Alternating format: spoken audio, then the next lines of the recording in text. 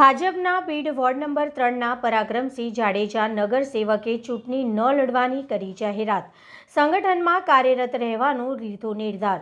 વડોદરાના રાજકારણમાં લાંબા સમયથી સક્રિય અને ભારતીય જનતા પાર્ટીના એક બીડ નેતાએ આગામી સમયમાં ચૂંટણી ન લડવાની મહત્વની જાહેરાત કરી છે। મીડિયાની સાથે વાતચીતમાં તેમણે પોતાના 24 વર્ષના રાજકીય સફરને યાદ કરતા પક્ષ પ્રત્યે કૃતજ્ઞતા વ્યક્ત કરી હતી। તેમણે જણાવ્યું હતું કે તેઓ 10 જૂન 2002ના રોજ વડોદરા આવ્યા હતા। 2005માં જ્યારે વડોદરામાં તેમને કોઈ ઓળખતું નહોતું ત્યારે ભાજપે તેમને ટિકિટ આપીને વિશ્વાસ મૂક્યો હતો।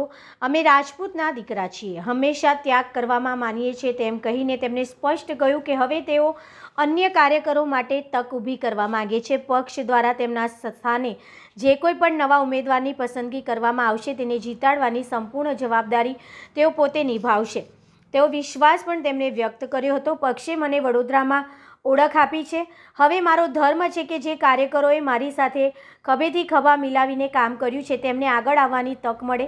આ નિર્ણય દ્વારા તેમણે પક્ષના પાયાના કાર્યકરોને પ્રોત્સાહન આપવા અને સંગઠનને વધુ મજબૂત કરવા પર ભાર મૂક્યો છે। વડોદરાની અંદર 2002 10 જૂન સોમવારના દિવસે આવ્યો। આજે 24 વર્ષ લગભગ વડોદરામાં અમારે થયા છે।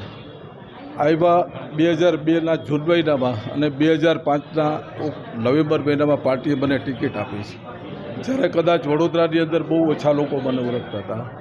આ જ પાર્ટીએ વડોદરામાં મારી ઓળખાણ આપી છે અને આ ઓળખાણથી વડોદરાની અંદર મારે જેટલું શક્ય બનેલું 24 વર્ષમાં પાર્ટીનું કામ કર્યું છે, લોકોનું કામ કર્યું છે અને ગર્વ સાથે કામ કર્યું છે।